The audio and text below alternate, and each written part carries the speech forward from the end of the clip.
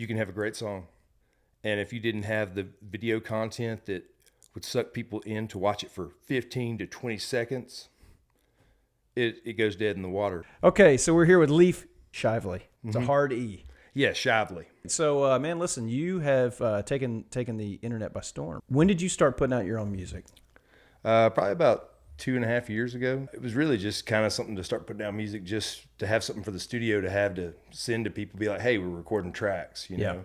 And so they could be like, oh, this sounds pretty good, and, you know, we can get something going. Right. So we recorded a couple tracks just to let people know that we could do some rock music, because we were already doing a lot of country stuff for guys. So this is Steel Records, right? And that's the studio based out of scenic Grand Cane, Louisiana. The big town. That's right. We may be broadcasting close to the studio here at this undisclosed location. The city. That's right. That's right.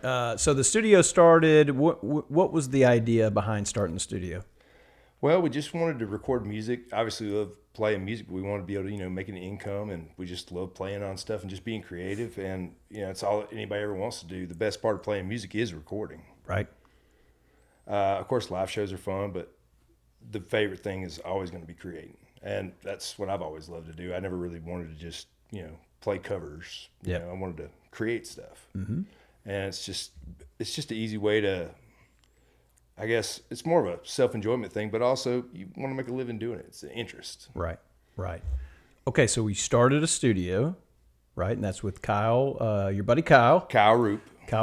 Amazing, phenomenal producer, player extraordinaire. A man of many hats. That's right. He can do it all. That's right. He is, a great guy, and he's so talented. So the two of you set off, you started this studio, and you wanted to come up with some basically demos to show people what you can do. Yeah, that we could do more than just what we were doing, like the country stuff, because he originally started out just for a little while out of his house, and he was kind of where he was like his testing ground to do stuff.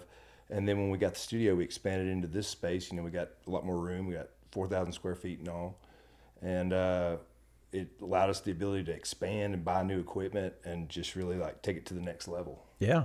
Number one, I'm a client of the studio, so I enjoy having you guys so close, and the ability to go get some great tunes, you know, just right at my back door is amazing. You're putting out these demos, you're putting out these songs, you start to release them, and do you say, wow, man, people are coming around to this music? Like what's happening then? Well, it seemed like people were digging it, and I was kind of surprised. And I know a buddy of mine sent one of our tracks over to 107.5, and it was the most requested song for like 2 months. And I was like, maybe I'll just keep putting out music here and there. Yeah. Because I didn't even sing before that. Wow. I just play guitar, you know.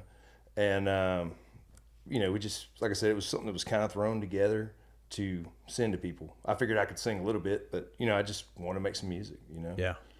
But going into it, I never really was thinking, oh, I'm going to make a bunch of music of my own. Mm-hmm. I was just wanting to play on tracks and be a part of being creative. Yeah, be in the creative process. Yeah, that's it. That's all I ever wanted to do. Yeah, wow. So you're putting out music, people are hearing it, they're requesting it at the radio station, and then it starts to pick up on social media, right? Yeah, I started doing it on social media, and I was like, people were following at a pretty decent rate. And I was like, well, I might as well try to run some ads and let people know about the new songs coming out. And it just kind of steamrolling, just kind of keeps picking up momentum. Yeah. And I'm trying to keep that up. But as all things, the time to do it, it's a lot of time you have to put into it. I wish I put more time than I do. But like I said, I can see it growing, and it's something I enjoy doing. Right. And it doesn't, at the rate I'm going, it doesn't take too much of my time. Still have plenty of time for family and the studio stuff. So. Yeah. You are a good example of kind of this modern musician who's not so much about touring. You know, you'll play the shows that come around that you like, but it's not really about touring. So how does that work today? Well, a lot of artists start off trying to get a big social media following, and then some of them maybe they get signed afterward, and then they do the touring thing where they actually are making some money. But with all the ways that you can run ads and everything now, you can get your stuff out to a lot of people and have them discover your stuff, and it's a lot more cost effective than trying to do the radio thing, which a lot of people don't even listen to anymore. Right. And it's expensive to tour too, right? Oh yeah, it's expensive to do that because some of that stuff to get on those tours, you got to kind of take a beating financially just to do it. Yeah, and including all the time away from home, time away from family. So this is really, back in my day, that's what we did. We got in the van, we went to play shows everywhere that we could play for anybody who would come and listen. Did it make sense? No, but that was really what we did. And so now somebody like yourself is kind of in this new era of, it's really about build it on social media first. And so for an old dude like me, that's just like, what is going on? But it seems like you've really tapped into what's going on now. Well, I got it somewhat figured out. There are a lot more things I could be doing to make it better, but that would require a lot more time. Oh, One of the big things they suggest is like even getting in like these big giant chat rooms on Reddit and like kind of discovering that musical community and turning them on to it. Because everybody wants like more of a personal connection with what they're listening to. right. And which I don't like that in a way, because used to it was great because you had bands like, Led Zeppelin, and they were a mystery, and there was something really cool about that. But now they know every facet of your life. Yeah. Yeah. So you think something has lost with that, or is that pretty good? To me, it's lost. Yeah. It was nice when there was like a big mystery to everything. And I also think it allowed you to be more creative with stuff. In my opinion, like you didn't have to be right on the head with everything. I mean, think about it. They had songs about magic. They had songs about debauchery. I mean, old folk tales, all kinds of crazy stuff you get away A lot of with. Lord of the Rings in there. Yeah. But you can't, like today, you don't hear a lot of that. Right. Why do you think that is? I think it's because they took away the whole mystery. Like now they want to know, like, what did this guy eat for breakfast? You see, these guys are more like influencers than they are anything. Mm-hmm. And that would be great. Like, it'd be really smart if, like, say I've got a good following, if I went live every day and talked about my life. But I'm not really that guy. Yeah. Yeah. I don't want to do that. It feels, I don't know. I mean, I guess cringy is the best word, because you have to just constantly put your face in people's feed, right? If you want to stay. Yeah. There's just so much going on. And about as far as I really want to go is putting like a music video or something out there and having it pop up in their feed. And if they like the song, hopefully they go dig it. But I don't want to have to be the guy that's there, like, talking about what I ate for breakfast or, I mean, it's just not really me. I'd rather just play music. Yeah, exactly. But now it's more about being a social media person. Yeah. And that, I think it's a bad thing. Right. Well, it certainly takes time away from the music, right? Yeah, it takes time away from music, and like now it's more about building the music around your content rather than, the content going to the music. Right, right. Yeah, that is interesting. Yeah, I was listening to a guy talk about they're thinking more about the video they're going to make before they write the song. Mm-hmm. Yeah. So basically, it has to it doesn't matter. Obviously, the song needs to be good, but at the same time, you can have a great song. And if you didn't have the video content that would suck people in to watch it for 15 to 20 seconds, it goes dead in the water. Because if, say, somebody watches it and they're not interested in the first 5 seconds, they're not going to listen to it. They're going to flip over to the next thing. It's sure. TikTok, everything is such short form. People don't listen to albums anymore. Right. And essentially, you're kind of stuck to trying to get them hooked on, hopefully, your video with your, ad space out there. You're hoping that they'll like it and they'll, want to actually listen to the whole song and then maybe go check out your other stuff. And that's one way to go about it. But at the same time, you would be better off having a clever idea with your video and the song just being okay. Yeah. That's so true. So let me ask you this. I mean, obviously, there's some things that you don't like so much about the modern way to promote your music, but break it down like in your week. I mean, obviously you're still working, right? We all got I still have my regular job. Pay the bills. I work in the oil field. Yep. I have my oil field job, and then we go to the studio in the evening sometimes and like work on stuff and mess stuff with Kyle. But like for me, because I'll try to do a bunch of videos in one day, and I'll just keep re-uploading and let the ad run. I try to make it as simple as possible. Yeah. Because I personally don't like doing it that often.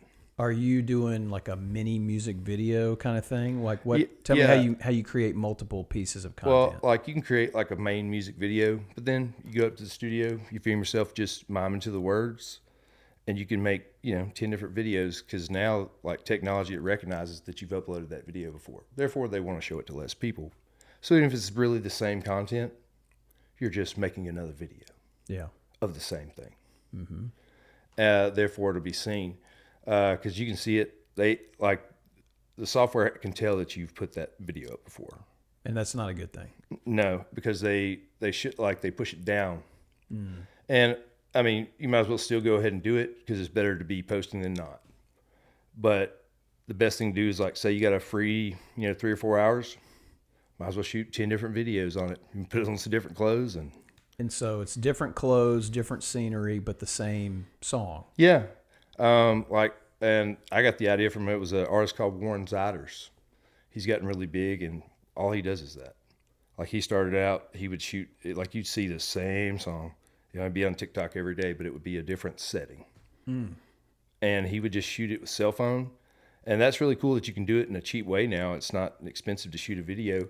And people are more likely to watch a cell phone looking video than they are probably a really nice music video, because their eyes instantly know when it's an ad.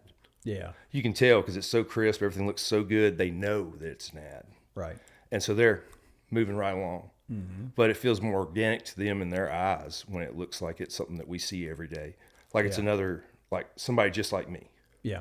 Yeah. It's not some crazy rock star thing, Right. It's more relatable. Right. Yeah. So you do spend some time during the week where you will take one of your tracks and just try to put some different videos behind it, different context behind it, and then just keep pushing that out. Keep doing it, because odds are maybe the time that you uploaded it one time, you didn't have the right hashtags. Who knows? Yeah. Or you may have uploaded it at the wrong time of the day and it got shoveled down.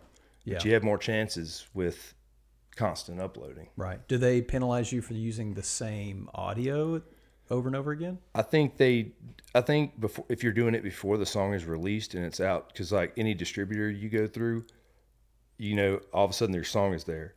I think that you get away with it a lot more when it's before the song comes out. So are you, when I say native, is it native to the video that's going up, or are you going into their deal and pulling it down? Well, I would do that. I would go in and put it in there after it was out. Right. But beforehand, you want it to just be an original sound, because it's okay for you to use that over and over again. Yeah. Because it still recognizes it as a different video. I don't think they penalize you. At least it looks like that to me. I see. Okay. So is there any other tips for people that are trying to figure it out as far as what your content strategy, anything that's helpful? The main helpful thing I would say, if you're like me, you have a regular life, you're trying to work all the time, the biggest thing would be to pick a day and do a bunch of it at once. Yeah. Batch it. Because like the part that takes so much time is setting up, getting your stuff together, and having to do it again and again. Like, you'd be better off just spending a long time in a day getting it done. Yeah. Getting it over with. And that way you can go about the rest of your life and not have to worry about doing it 5 or 6 times a week. Do it once. Yeah. And in those sessions, how many videos do you usually come out with? Maybe 5, 6. Yeah. Okay. And it doesn't take that long, because right. I mean, it's probably better that it doesn't look like a huge deal. It needs to look organic. Yeah. Okay. So here's another topic, and I appreciate you talking so much about the marketing thing, because I do feel like you figured something out. I mean, it's evident, right? Some of it, yeah. There's a lot. Like I said, I've read a lot and seen a lot. There's a lot more things you could be doing, but it would need to be your full-time job. Right. Definitely. So one other thing I wanted to talk to you about, it seems like another piece of modern music that I think that you have figured out is culture.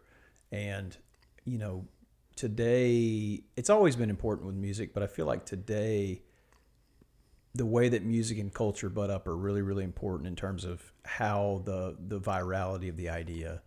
And, listen, it's always, there's the left, there's the right, there's everybody in between. But with your music, you feel very comfortable in basically coming out and saying, hey, these are my values. This is what I stand for. This is who I believe in. And putting it out there so that your fans are very clear about who you are. Are you doing that? Is there an intentionality to that, or is this just kind of the way you roll? It is kind of the way I roll, but it is also intentional, because as an independent artist, I think you're better off being like, this is who I am.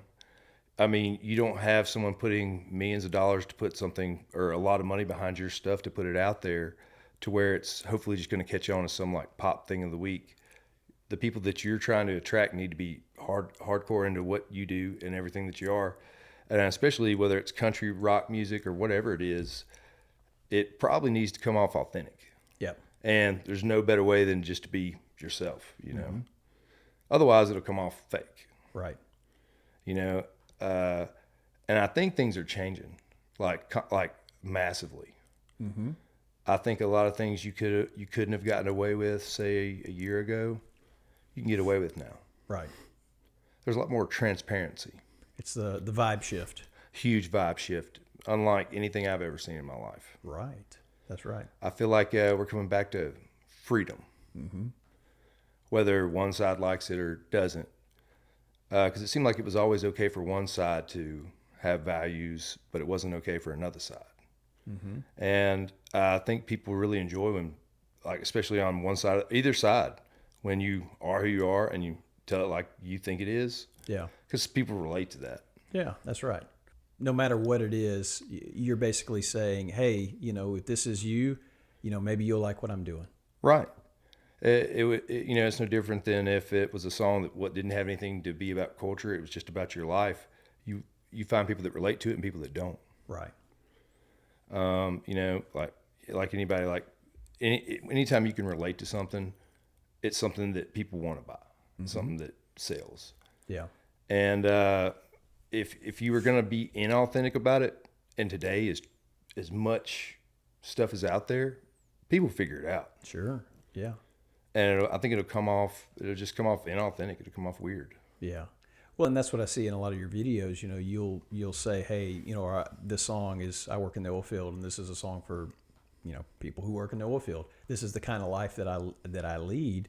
And, if you're like this, then you'll get it. You'll understand it. It's like you've made this, it's not a niche thing because there's tons of people that work in that sector, but it is something that's directly addressed to them, right? Yeah, something specific. Maybe not everybody can relate to that, but some people can.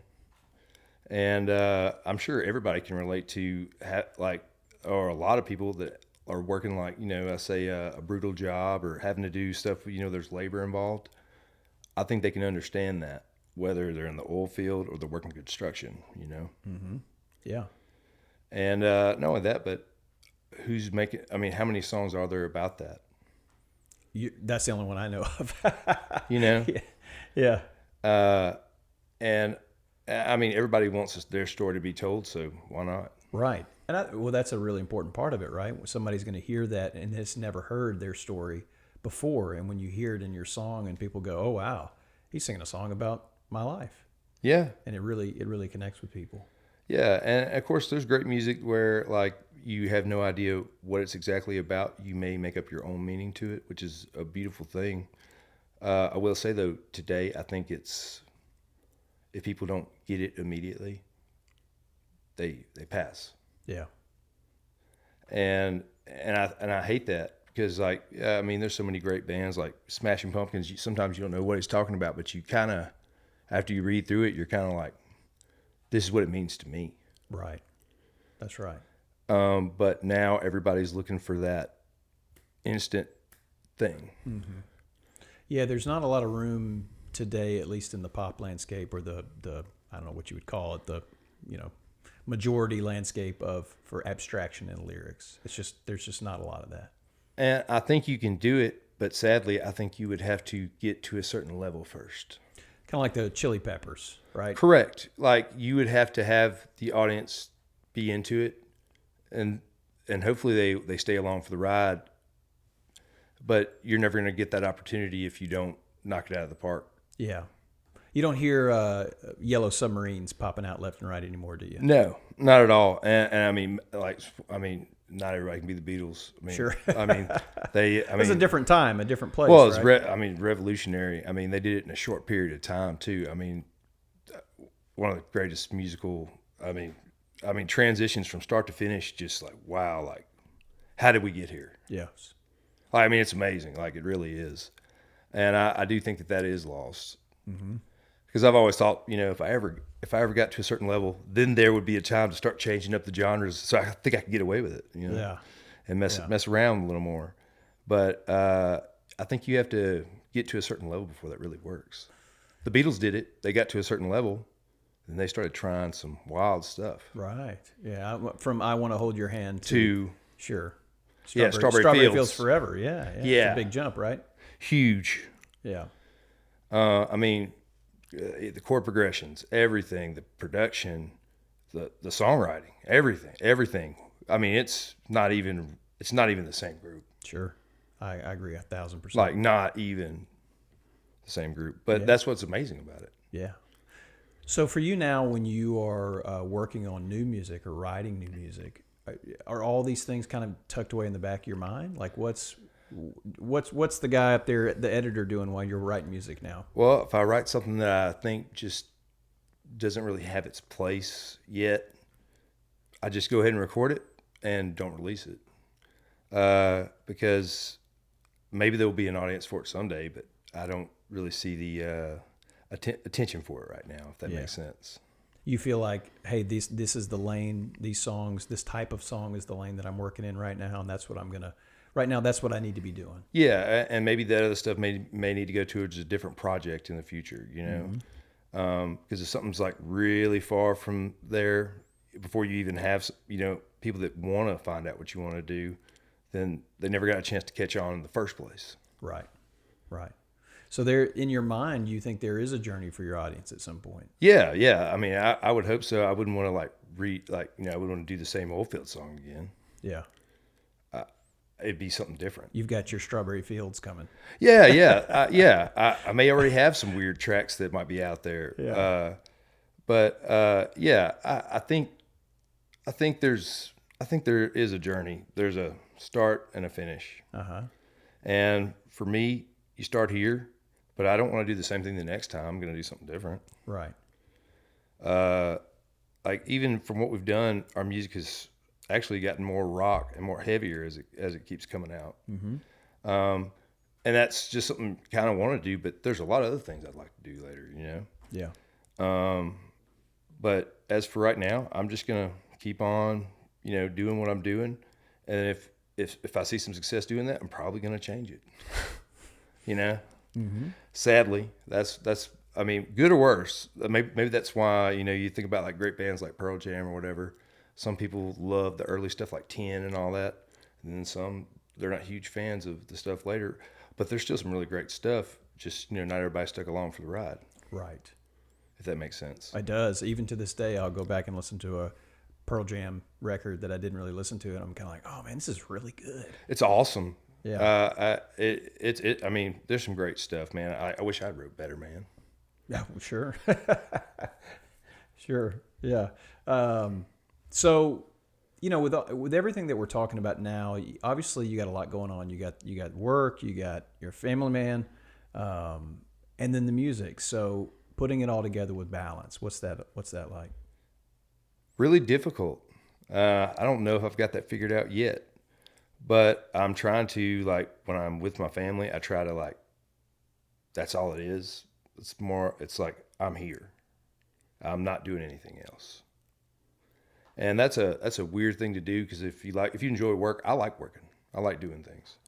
But it's weird to separate yourself from that. Absolutely.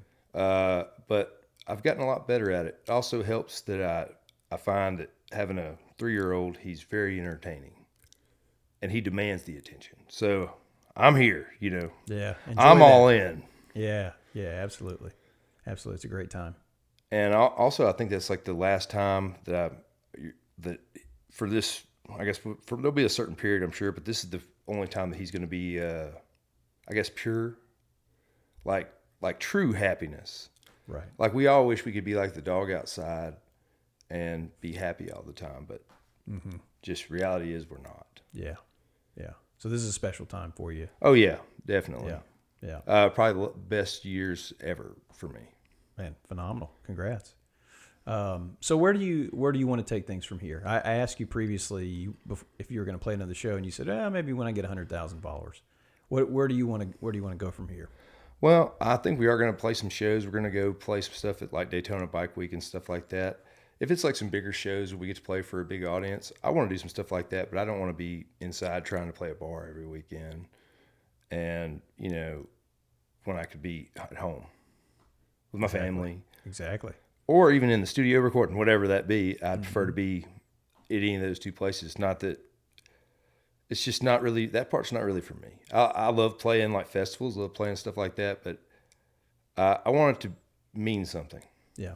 if that makes sense. Yeah, absolutely. And I guess as we're talking, it's kind of dawning on me that, things are very different than what they used to be in terms of the life of a musician. But it's probably never been easier to have the balance with the tools of the internet now, where you don't have to be gone. I mean, when I was first married, my wife and I will talk about it.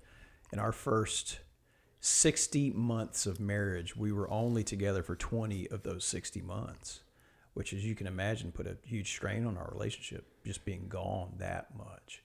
And so, but today, again, you can go spend your day at work, come home with your family. On the weekend, you can shoot your 6 reels and then just pump them out during the week. And it's like, hey, that's a nice life, right? That's a nice rhythm. Yeah. And you can still connect with people without having to do all the, all the being gone all the time.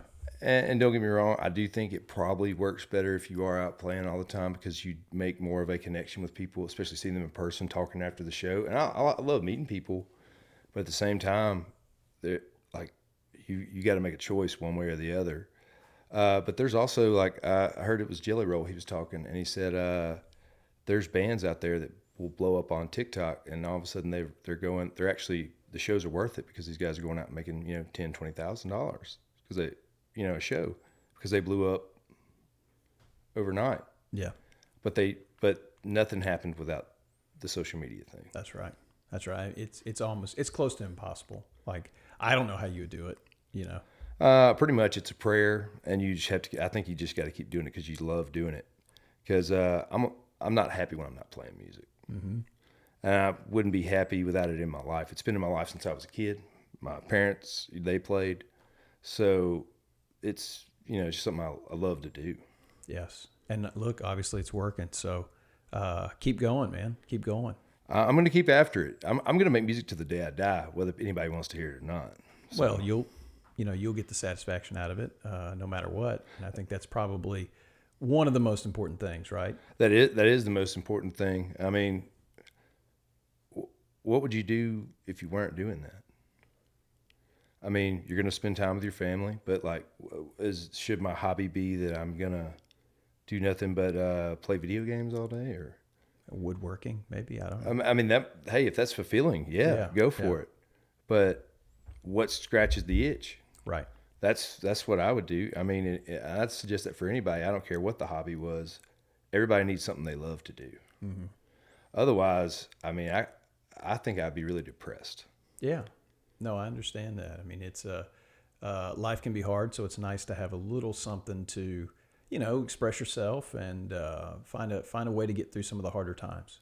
Well, it's better to escape from that part of life. Like, you go through your regular 9-to-5 job that everybody does, and everybody wants to have some time to like make something up, do something. And I'm a whole lot better place if I am doing that than if I'm, just sitting around my house, wondering like what's going bad on in the world, and at least I can distract myself with something I enjoy. Yeah, yeah, much better than just wallowing in the misery all day, huh? Yeah, and I think a lot of people do that, and I think it's horrible. Right. Like, the best thing you can do is get out and do something you wanted to do. I don't care if it's working out, I don't care if it's working on a car, whatever it is, be doing something. Yes, I agree. Well, and that's why we're here, because I'm doing something. Yeah. Well, I mean, Yeah. Back in the day, I mean, I guess they built temples. They built these, these amazing structures. People were meant to do things, meant to build. That's what we do. We build and we die. Sounds like a song. It is. Probably is.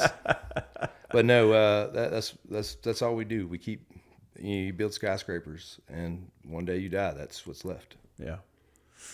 Yeah. Okay, man. Well, listen, thank you so much for coming by. I've learned a ton about what you do and how you're doing it, and your hopes and dreams. And it's a beautiful thing, man. I appreciate you and your willingness to share with people, and your willingness to say this is who I am. And I think that's what's connecting, honestly, me personally. Well, there's no other way to be. Because, like I said, people can smell it. They know when it's not real. They know when it's fake. They know. Yeah, I agree. I agree. Good stuff, man. All right. Thank you very much, sir. Yes, Been sir. good talking to you. Enjoyed it.